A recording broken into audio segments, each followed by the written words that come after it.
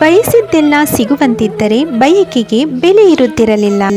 ಅನಿಸಿದ್ದೆಲ್ಲ ಹೇಳುವಂತಿದ್ದರೆ ಮೌನಕ್ಕೆ ಅರ್ಥವಿರುತ್ತಿರಲಿಲ್ಲ. ತಪ್ಪುಗಳೇ ಆಗದಿದ್ದರೆ ಹೊಸ ಪ್ರಯತ್ನ ಪಡುತ್ತಿರಲಿಲ್ಲ.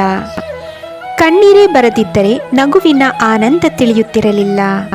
ಕಷ್ಟಗಳು ಎದುರಾಗದಿದ್ದರೆ ಜೀವನದ ಮೌಲ್ಯಗಳು ಅರ್ಥವಾಗುತ್ತಿರಲಿಲ್ಲ.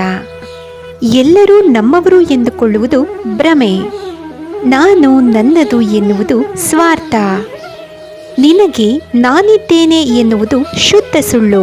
ಸತ್ಯವೆಂದರೆ ನಿನಗೆ ನೀನೇ ಹೊರತು ಮತ್ಯಾರೂ ಇಲ್ಲ. ಮಾತು ಬರದ ನಾಯಿಯನ್ನು ಬೇಕಾದರೆ ನಂಬು, ಆದರೆ ಮಾತಿನಲ್ಲೇ ಮರಳು ಮಾಡುವ ಮನುಷ್ಯನನ್ನು ಮಾತ್ರ ನಂಬಬೇಡ. ನಂಬಿಕೆಗೆ ಅರ್ಹವಾದ ನಾಯಿ ಮನೆಯಿಂದ ಹೊರಗಿರುತ್ತೆ. ಕದ್ದು ತಿನ್ನುವ ಬೆಕ್ಕು ಮನೆಯ ಒಳಗಿರುತ್ತೆ.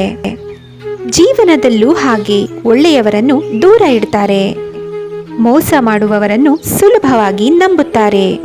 ಯಾವುದೇ ಸಂಬಂಧವಾಗಲಿ ಎರಡು ಕಡೆಯಿಂದಲೂ ಒಂದೇ ರೀತಿಯ ಭಾವನೆಗಳು ಇರಬೇಕು. ಯಾವ ಸಂಬಂಧದಲ್ಲಿ ಪ್ರೀತಿ ವಿಶ್ವಾಸ ಇದ್ದಾಗ ಮಾತ್ರ ಸಂಬಂಧಗಳು ಗಟ್ಟಿಯಾಗಿ ಉಳಿಯುತ್ತವೆ.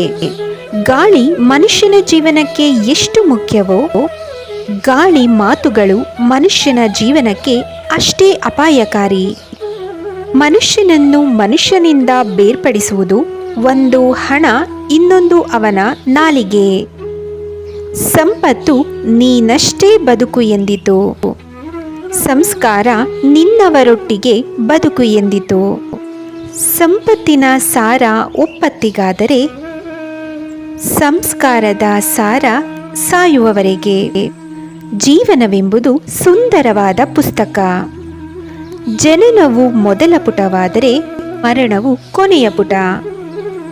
ಮೊದಲ ಮತ್ತು ಕೊನೆಯ ಪುಟದ ನಡುವೆ ಬರುವ ಸಂಬಂಧಗಳು ಸ್ನೇಹ, ಪ್ರೀತಿ, ಕಷ್ಟ, ಸುಖ, ಈ ಎಲ್ಲ ಪುಟಗಳನ್ನು ಶ್ರದ್ಧೆಯಿಂದ ಓದಿದರೆ ಜೀವನದ ಕೊನೆಯ ಪುಟವು ಸುಂದರವಾಗಿರುತ್ತದೆ. ಕೆಟ್ಟ ಸಮಯ ತಕ್ಕಡಿ ಇದ್ದಂತೆ, ಅದು ನಮ್ಮ ಬಂಧು ಬಳಗದ ಸರಿಯಾದ ತೂಕ ತೋರಿಸುತ್ತದೆ.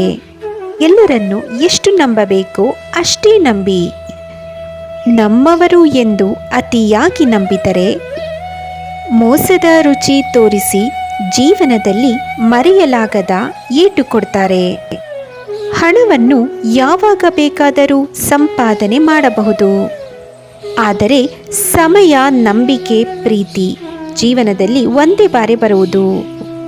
ಯಾರಿಗಾದರೂ ಸ್ನೇಹ ಹಸ್ತ ಚಾಚುವ ಮುನ್ನ 1000 ಬಾರಿ ಯೋಚಿಸಿ.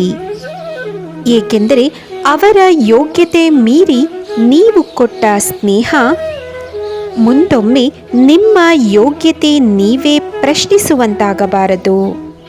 ಆ ದೇವರು ನಿಮಗೆ ಕೊಟ್ಟು ನೋಡುತ್ತಾನೆ, ಕಿತ್ತುಕೊಂಡು ನೋಡುತ್ತಾನೆ. ಅರಿತು ಬಾಳಲೆಂದೇ ಬೀಳಿಸಿಯೂ ನೋಡುತ್ತಾನೆ.